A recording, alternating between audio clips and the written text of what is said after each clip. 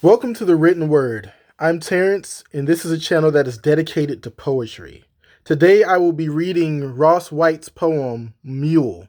This poem first appeared in Plowshare's April 2022 edition. Ross White is a professor at the University of North Carolina and has published numerous works of poetry. Now, I'm going to read the poem, and then I'm going to give you my thoughts on the poem. So here goes. Growing up in the South is like kicking a mule to feel eternity in your bones, or kicking a scarecrow and calling it a mule, or running your fingers over the rusty, abandoned blade from a tractor in its eternal rest and calling that a mule. You'll call anything a mule. Lace dollies, on the dining room table, the white-suited mayor leaning on a pearl-handled cane. Excuse me. Where was I? Oh, 6 lofty mutts chewing kibble beneath a carport? Call any of those a mule. Call the septic tank a mule. Call the ATV and ammunition a mule. You'll take a mile if someone gives you a mule.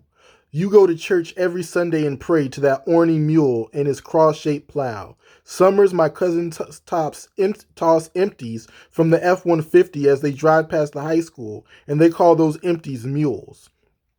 They fly the flag their great-granddaddies died for, and they're proud of that ugly, bloody old mule, even though it stood for something they claim it didn't, and don't know why it offends so now.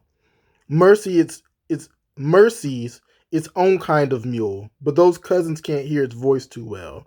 I kick my mule sometimes, and sometimes it rides me, climbs right on my back, and steers me to neighborhoods I don't recognize in myself.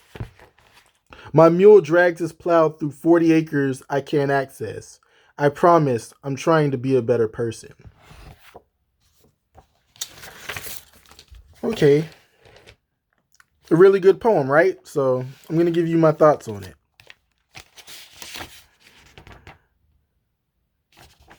Okay, what I understand of this poem is that it's about the disenfranchisement and deep remorse for a learned ignorance that was handed down to the author through his family and his culture.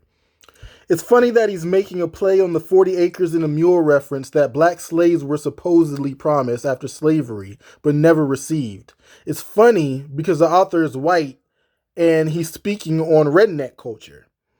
In the poem, he says that he and his family call everything a mule, as if to say they are proud of the little they have and find wealth in their poverty. But it also is as if they are calling everything a mule in denial of their poverty, an attempt to partake in the abundance of white society, which they are so obviously not privy to.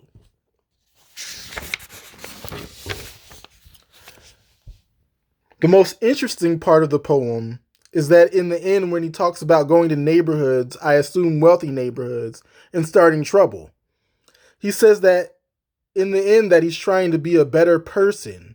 So he's keenly aware of his transgressions and the prejudice he's been handed down, but it still rages inside of him.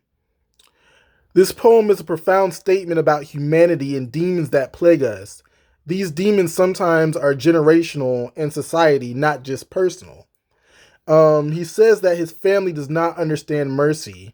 I believe mercy is the very point of this poem. He's getting at the fact that mercy for himself and his culture and those he believes has wronged his culture. So I believe that mercy is the very point of the poem, which he only makes a small reference to in the poem, which is a good technique. So I really enjoyed this poem. Tell me your thoughts on the poem, or if you're familiar with Ross White's other work. I'm interested to know your thoughts. I'm Terrence. This has been The Written Word. Have a nice day.